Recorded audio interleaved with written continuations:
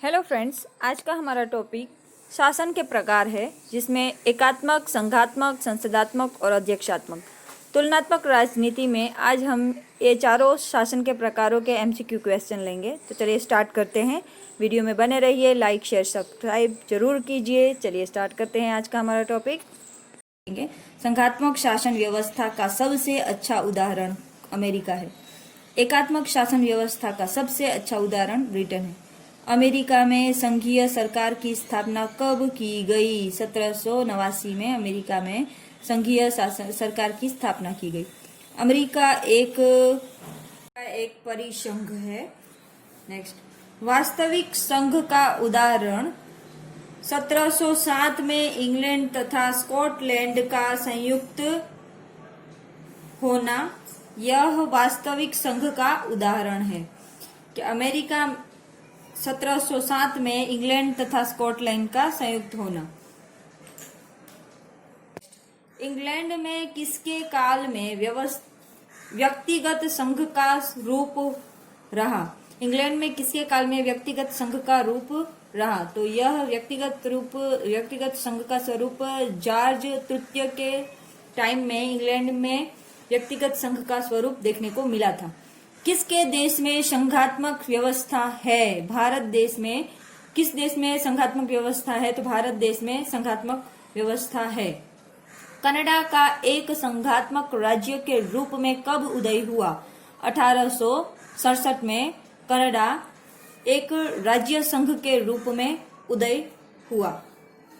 Next, Switzerland का एक संघात्मक राज्य के रूप में कब प्रादुर्भाव हुआ? 1874 में स्विट्जरलैंड का एक संघात्मक राज्य के रूप में रचना हुआ। प्रादुर्भाव मतलब की रचना हुई। ऑस्ट्रेलिया ने कब संघात्मक व्यवस्था अपनाई? 1902 में ऑस्ट्रेलिया ने संघात्मक रचना अपनाई। बेल्जियम में किस प्रकार की शासन व्यवस्था है? बेल्जियम में एकात्मक शासन व्यवस्था है। स्विट्जरलैंड में प्रांतों को कहा जाता है, क्या कहा जाता है? कैंटन कहा जाता है।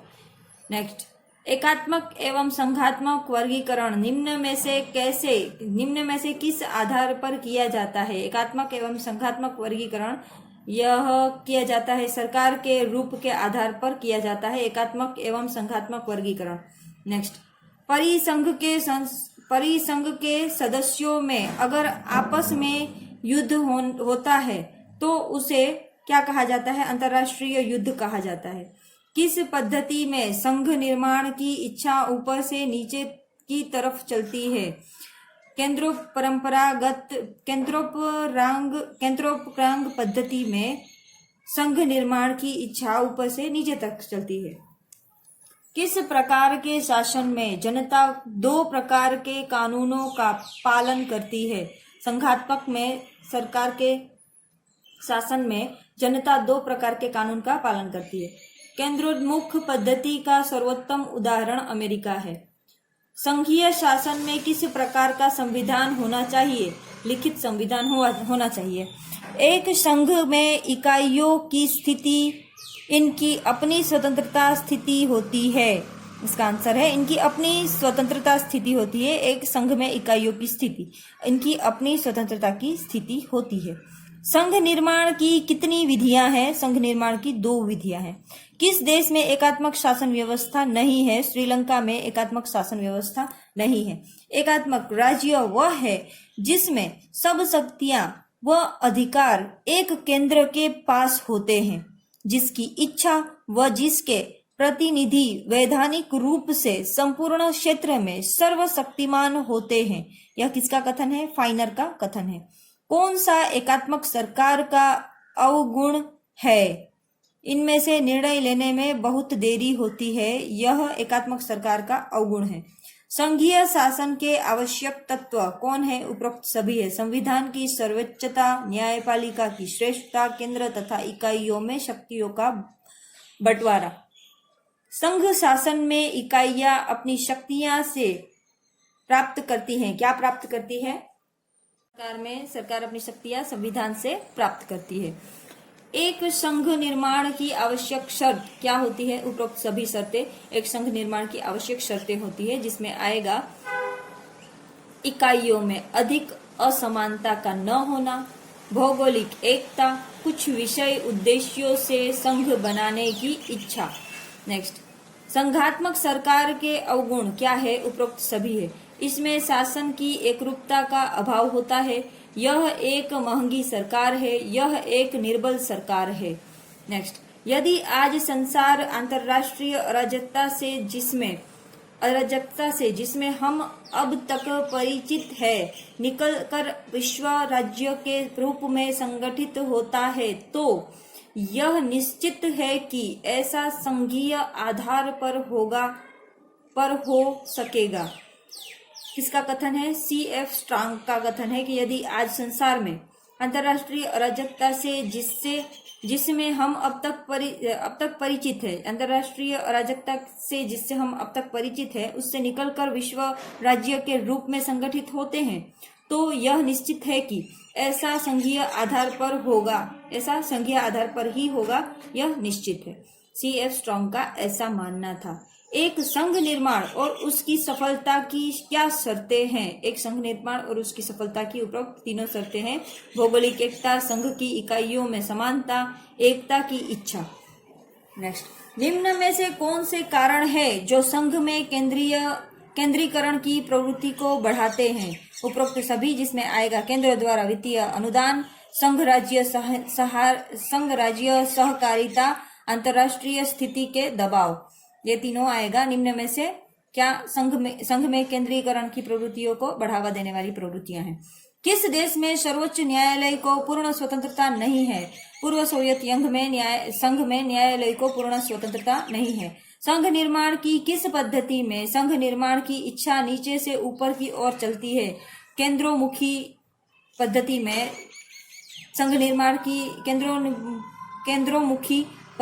संघ निर्माण की इच्छा नीचे से ऊपर की ओर चलती है। किस देश में संघीय और प्रांतीय सभाओं के बीच विवादों का निर्णय सर्वोच्च न्यायालय नहीं बल्कि संघीय शासन करता है? स्विट्जरलैंड में जब भी कोई दो विवाद होते हैं तो प्रांतीय सभाओं के बीच का विवाद जो है वो उसका निर्णय न्यायालय से नहीं बल्कि संघीय शासन से होता है। बहुल कार्यपालिका का उदाहरण स्विट्जरलैंड है। किस देश में संसदीय कार्यपालिका का उत्तरदायित्व विधानमंडल के प्रति नहीं है? अमेरिका में। एक केंद्रीय शक्ति के द्वारा सर्वोच्च शक्ति का प्रयोग किया जाना ही एकात्मक शासन है। किसका कथन है? डाइसी का कथन है। एकात्मक राज्य में केंद्रीय सत्ता के हाथ में कानून बनाने की सर्वोच्च सत्ता निवास करती है। किसका कथन है? डाइसी का। न्यायिक पुनरावलोकन किस प्रकार की व्यवस्था का गुण है? संघात्मक। केंद्रीय संसद की सर्वोच्चता किस प्रकार की शासन व्यवस्था में पाई जाती है? एकात्मक। किस शासन व्यवस्था में इकाइयां सरकार की एजेंडा नहीं है? एकात्मक शासन व्यवस्था में इकाइयां सरकार की एजेंडा नहीं है। संसदीय शासन शक्ति के लिए उत्तम है। किसका कथन? लास्की का कथन संसदीय शासन शक्ति के लिए उत्तम है। संघीय कार्यपालिका, संघीय विधानमंडल तथा संघीय न्यायपालिका किसके अंग है? संघात्मक व्यवस्था के अंग है। संघों में केंद्रीयकरण की प्रवृत्ति कब पाई जाती है? संघों में केंद्रीयकरण की प्रवृत्ति उपरोक्त सभी इसमें है, जिसमें आएगा युद्ध के समय, मौलिक विकास के समय, संविधान के संशोधन के समय। ये तीनों समय संघीयों के केंद्रीयकरण की प्रवृत्ति पाई जाती है। नेक्स्ट वन, दो व्यवस्थापिकाएं, दो कार्यपालिकाएं, दो न्यायपालिकाएं, दोहरी राज्य सत्ता, दोहरे कानून, ये किसकी विशेषता है? संघात्मक विशेषता है। दो व्यवस्थाएं, दो कार्यपालिकाएं, दो न्यायपालिका और दोहरी राज्य सत्ता। संघात्मक। संघवाद एक राजनीति समझौता है जिसके अनुसार राज्यों के अधिकारों को सुनिश्चित करने तथा साथ साथ सारे राष्ट्र की एकता को भी सुनिश्चित किया जाता है। किसका कथन है? डाइसी का। निम्न में से किस देश को संसदीय प्रणाली का सर्वोत्तम उदाहरण माना जाता है? ब्रिटेन को। निम्न में से किस देश को अध्यक्षात्मक प्रणाली का सर्वोत्तम उदाहरण माना जाता है? अमेरिका को। आज के युग में ऐसा कौन सा लोकतंत्र देश है जिसकी कार्यपालिका असदनीय है? अमेरिका असदनीय है। संसदीय शासन को ए और सी दोनों आएगा। जिसमें है मंत्रिमंडल व्यवस्था, प्रधानमंत्री व्यवस्था। संसदीय शासन को मंत्रिमंडलीय व्यवस्था और प्रधानमंडलीय व्यवस्था भी कहा जाता है। मंत्रिमंडल संसद की स्थायी समिति है। यह किसका मत है? यह मत लास्की का है। संसदीय प्रणाली में वास्तविक कार्यपालिका शक्ति मंत्रिमंडल में निहित है। निम्न में से कौन सी संसदीय सरकार की विशेषता है? इसमें सरकार की विशेषता ये सभी है। इसमें 2 कार्यपालिकाएं होती है। संसद सर्वोच्च होती है और कार्यपालिका का उसके प्रति उत्तरदायित्व होता है। मंत्रिमंडल उत्तरदायी व्यक्तिगत एवं सामूहिक दोनों प्रकार से होते हैं। नेक्स्ट, निम्न में से किस पर संसदीय प्रणाली अधिक निर्भर करती है? राजनीतिक दलों पर संसदीय प्रणाली अधिक निर्भर करती है। संसदीय शासन की तुलना में अध्यक्षात्मक शासन में दलबंदी की बुराइयां कम हो जाती है और राष्ट्रीय एकता संवर्धन होता है। किसका मत है? बेजहार्ट का यह मत है, बेजहार्ट का, कि संसदीय शासन की तुलना में अध्यक्षात्मक शासन में दलबंदी की बुराइयां कम हो जाती है और राष्ट्रीय एकता संवर्धन होता है। राष्ट्रीय एकता संवर्धन होता है। प्रधानमंत्रिमंडल के निर्माण जीवन और अंत में केंद्रीय स्थिति रखता है। यह किसका कथन है? लास्की का। अध्यक्षात्मक सरकार में उपरोक्त सभी, जिसमें आएगा कार्यपालिका व्यवस्थापिका के प्रति उत्तरदायी नहीं होती। सरकार का और राज्य का अध्यक्ष एक ही होता है। व्यवस्थापिका और कार्यपालिका का कार्यक्षेत्र स्पष्टतः विभाजित होता है। संसदीय प्रणाली में मंत्रिमंडल की बैठक बुलाने की जिम्मेदारी प्रधानमंत्री की होती है। अध्यक्षात्मक शासन व्यवस्था में मंत्रिमंडल किसके प्रति उत्तरदायी होता है? राष्ट्रपति के प्रति उत्तरदायी होता है। अध्यक्षात्मक प्रणाली की शक्ति पृथक्करण के बजाय शक्तियों के परस्पर मिश्रित या साझेदारी पर आधारित होती है। यह किसका कथन है? आरसी बोन का कथन है। अध्यक्षात्मक शासन प्रणाली कार्य करती है, शक्ति के पृथक्करण पर कार्य करती है। फ्रांस की शासन प्रणाली को अर्ध अध्यक्षात्मक किसने कहा है? ला पालोम्बरा ने कहा है। संसदीय प्रणाली में सर्वोच्च स्थिति किसकी होती है? संसद की सर्वोच्च स्थिति होती है। शांति के समय में वाद विवाद करना संसदीय शासन प्रणाली का सबसे बड़ा गुण है, परंतु युद्ध काल में यह इसके सबसे बड़े दोष में एक है। किसका मत है? गिल क्राइस्ट का मत है। संसदीय प्रणाली में मंत्रिमंडल को जनमत के प्रति बहुत सचेत रहना पड़ता है। संसदीय प्रणाली में मंत्रिमंडल को जनमत के प्रति बहुत सचेत रहना पड़ता है। किसका मत है? डाइसी का मत है। किस विचारक ने अध्यक्षीय प्रणाली को निरंकुश, गैर जिम्मेदार एवं खतरनाक बताया? बेजहॉट विचारक ने अध्यक्षात्मक प्रणाली को निरंकुश, गैर जिम्मेदार एवं खतरनाक बताया। नेक्स्ट, संसदीय सरकार में मंत्री अपने त्याग पत्र में किसे संबोधित करता है? संसदीय सरकार में मंत्री अपने त्याग पत्र में किसे संबोधित करता है? राष्ट्रपति को।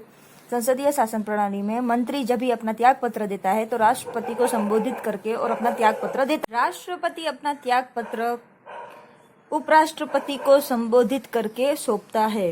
राष्ट्रपति जब भी त्याग पत्र देता है तो संसदीय शासन प्रणाली में राष्ट्रपति अपना त्याग पत्र देता है किसे? उपराष्ट्रपति को।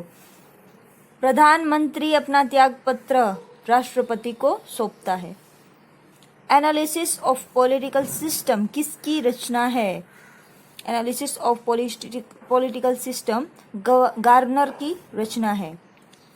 छाया मंत्रिमंडल का गठन कहाँ पर होता है? छाया मंत्रिमंडल का गठन अमेरिका में होता है। निम्न में से किस देश में अध्यक्षात्मक शासन प्रणाली है? उपरोक्त सभी में। फ्रांस, श्रीलंका, अमेरिका सब में अध्यक्षात्मक शासन प्रणाली है।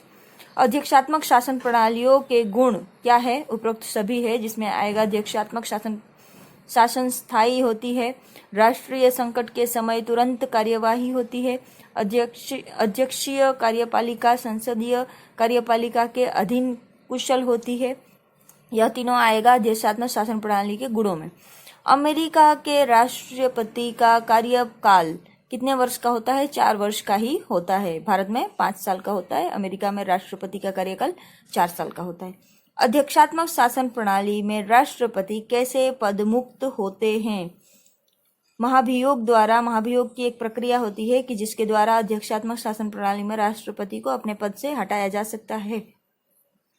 किस शासन व्यवस्था में कार्यपालिका सीधे जनता के प्रति उत्तरदायी होती है? अध्यक्षात्मक शासन प्रणाली में जनता सीधे कार्यपालिका के से उत्तरदायी होती है। सरकार के वर्गीकरण के संसदीय और अध्यक्षात्मक रूप में निम्न में से किन के संबंधों के आधार पर किया जाता है? सरकार के वर्गीकरण के संसदीय और अध्यक्षात्मक रूप निम्न में से किसके संबंधों के आधार पर किया जाता है? अध्यक्षात्मक है या फिर संसदीय है? इसका वर्गीकरण विधानसभा और कार्यपालिका के बीच किया जाता है। सरकार के वर्गीकरण के संसदीय और अध्यक्षात्मक रूप निम्न में से किसके संबंध में आधारित किया जाता है? तो विधानसभा और कार्यपालिका के बीच के कार्यों के ऊपर से इसका रूप तय होता है। संसदीय सरकार में राज्याध्यक्ष कौन हो सकते हैं? राज्याध्यक्ष उपरोक्त सभी हो सकते हैं, जिसमें आएगा मनोनीत व्यक्ति, निर्वाचित व्यक्ति, वंशानुगत व्यक्ति। संसदीय सरकार में राज्याध्यक्ष या तो वंशानुगत भी हो सकते हैं, निर्वाचित भी हो सकते हैं या फिर मनोनीत भी हो सकते हैं, चुनाव से भी आ सकते हैं। संसद की जननी किस देश की संसद को कहा जाता है? संसद की जननी ब्रिटेन के संसद को कहा जाता है। सबसे पहले और पुराना संसदीय प्रणाली वाला लोक शासन ब्रिटेन में ही स्थापित हुआ था। संसदीय प्रणाली में मंत्रिमंडल का प्रधानमंत्री होता है। नेक्स्ट, भारत में कोई भी व्यक्ति जो किसी भी सदन का सदस्य न हो कितने दिनों तक मंत्री पद पर रह सकता है? अधिकतम वह 6 मास तक अपने पद पर रह सकता है, लेकिन 6 मास के भीतर ही उसको चुनाव में जीत के और आना कंपलसरी है। अगर वो किसी भी चुनाव में नहीं जीतता है तो उसको अपना पद छोड़ना पड़ता है 6 माह के अंदर, अगर वो नहीं जीतता है तो। अध्यक्षात्मक प्रणाली में राष्ट्रपति की स्थिति क्या होती है? अध्यक्षात्मक प्रणाली में राष्ट्रपति की स्थिति मुख्य कार्यपालिका की होती है। अध्यक्षात्मक शासन प्रणाली व्यवस्था में मंत्रिमंडल के सदस्य किसी भी सदन के सदस्य नहीं होते हैं। मंत्रिमंडल के सदस्य किसी भी सदन के सदस्य नहीं होते हैं। किसमें? अध्यक्षात्मक शासन प्रणाली में। सबसे पहले राष्ट्रपति प्रणाली की सरकार अमेरिका में बनी। राष्ट्रपति प्रणाली की सरकार उत्तरदायी हुए बिना प्रतिनिधि होती है। उत्तरदायी हुए बिना प्रतिनिधि होती है। किसमें? राष्ट्रीय प्रणाली की सरकार में। अध्यक्षात्मक शासन प्रणाली की विशेषता क्या है? उपरोक्त सभी है, जिसमें आएगा कार्यकारिणी का प्रमुख एक अध्यक्ष यानी कि राष्ट्रपति होता है, जिसके पास वास्तविक शक्तियां होती है। अपने मंत्रिपरिषद की नियुक्ति अध्यक्ष स्वयं ही करता है। व्यवस्थापिका एक निश्चित अवधि के लिए निर्वाचित होती है और राष्ट्रपति उसका विघटन नहीं कर सकता है। यह उपरोक्त सभी है अध्यक्षात्मक शासन प्रणाली की विशेषताओं में। नेक्स्ट, स्विट्जरलैंड में काउंसिल ऑफ स्टेट के कितने सदस्य है? स्विट्जरलैंड ऑफ काउंसिल स्टेट के 44 सदस्य है। किस देश के ऊपरी सदन में राज्य के एक निश्चित संख्या में सदस्य भेजने का प्रावधान है? अमेरिका देश के ऊपरी सदन में राज्य के एक निश्चित संख्या में सदस्य भेजने का प्रावधान है। अमेरिका की प्रतिनिधि सभा में सदस्यों की संख्या कितनी है? 435 है। सीनेट में कुल कितने सदस्य है? 100 सीनेट में सदस्य है। भारत में कार्यपालिका का कार्यकाल कितने वर्ष का होता है? 5 वर्ष का होता है। सीनेट का चुनाव कितने वर्षों के लिए होता है? 6 वर्षों के लिए होता है। प्रतिनिधि सभा का चुनाव प्रत्येक 2 वर्ष में होता है। असमान राज्य की सामान्यता का सिद्धांत कहाँ लागू होता है? अमेरिका में होता है, असमान राज्यों की समानता का सिद्धांत लागू होता है। सीनेट यानी कि इसका मतलब ये है ना, अमेरिका में राज्य बड़ा हो या छोटा हो सबका एक ही मत होता है। वो अमेरिका में असमान राज्यों की समानता का सिद्धांत कहाँ लागू होता है, तो यहाँ लागू होता है कि राज्य बड़ा हो या छोटा सबको एक ही दर्जा मिलता है, बड़ा। नेक्स्ट वन, सीनेट सदन की कार्यवाही में रुकावट डालने के लिए सीनेट किसका प्रयोग करते हैं? फिलिबस्टर का प्रयोग करते हैं। सीनेट के सदस्य चुने जाते हैं, प्रत्यक्ष रूप से चुने जाते हैं। किस संसदीय अधिनियमों के द्वारा लॉर्ड सभा की शक्तियों को कम कर दिया गया? तो ये दोनों अधिनियम जो है ना, पीछे इसका जवाब ए और बी है। तो ये दोनों अधिनियम है कि जिसके द्वारा लोक सभा की शक्तियां कम कर दी गई। तो ये अधिनियम कौन कौन से हैं आप देख सकते हैं। संसदीय अधिनियम 1911 और संसदीय अधिनियम 1949। ये दोनों अधिनियमों के द्वारा, संसदीय अधिनियमों के द्वारा लॉर्ड सभा की शक्तियों को कम कर दिया गया था। तो आज के लिए इतना ही। तुलनात्मक राजनीति के अन्य क्वेश्चन और आंसर भी हम इसके साथ समाविष्ट करेंगे अपने नेक्स्ट वीडियो में। तब तक के लिए बने रहिए डॉक्टर AR यूट्यूब चैनल पर। Thank you very much. And video को लाइक कीजिए, शेयर कीजिए, हमें सपोर्ट कीजिए। अगर सब्सक्राइब नहीं किया है, नए हैं, तो सब्सक्राइब करके बेल आइकन को दबा दीजिए ताकि नए नोटिफिकेशन आपको मिलते रहे। अपना और अपने आसपास के सारे लोगों का ख्याल रखिए। शुक्रिया।